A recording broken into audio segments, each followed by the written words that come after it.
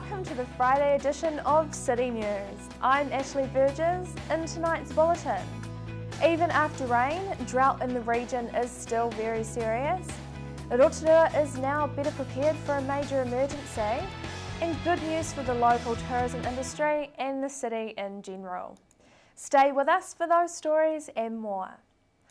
Good news for the local tourism industry and the city in general following an announcement by Prime Minister John Key yesterday. Ahead of next week's budget, Key announced an extra $30 million will be pumped into the tourism sector. John Key says $25 million will go toward getting visitors who require a high quality experience to come to New Zealand.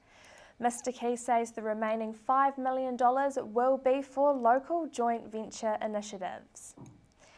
Despite rain over the past days, the drought in the region is still very serious, according to Bay of Plenty Rural Trust Chairman Derek Spratt. The Trust is working with dairy, beef and sheep farmers to help them make the farm management decisions needed to ensure that they come through the drought in as a strong position as possible. The drought is regarded as a 1 in 30 year event, and he urges farmers to get help if they need it. Rotorua is now better prepared for a major emergency following the Rotorua District Council full-day civil defence exercise staged this week. The exercise involved more than 100 council staff and external participants.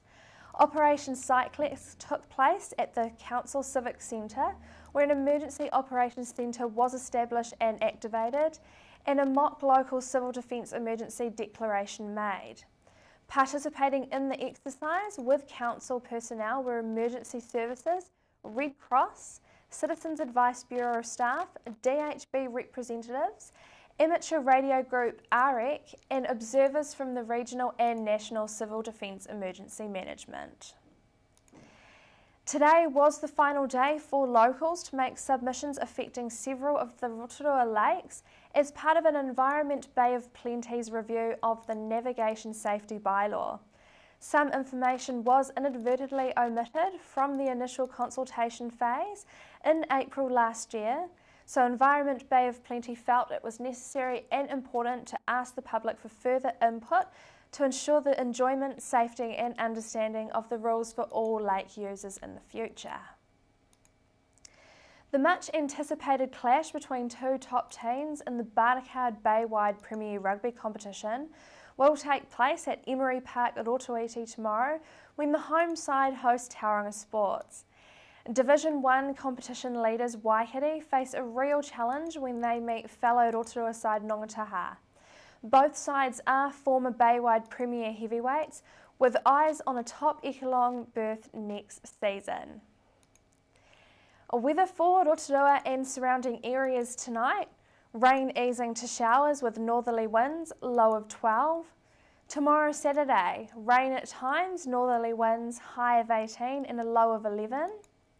And long range through to Sunday, rain easing to showers, northerlies easing, high of 15 and a low of 9.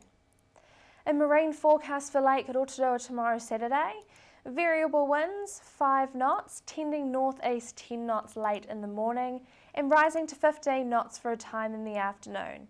Waves less than half a metre, rain at times with poor visibility. If you missed any of tonight's bulletin, you can watch it again by going to www.tvrotorua.co.nz and click on the View Latest City News link and the link below that for all of the latest Rotorua events. Stay with us. Steve's in after the break finding out about this year's Hospice Awareness Week. He finds out about the great services provided by Community Link, and optometrist Tony Bland discusses children's vision. It's your News Rotorua City News with more from around your region next.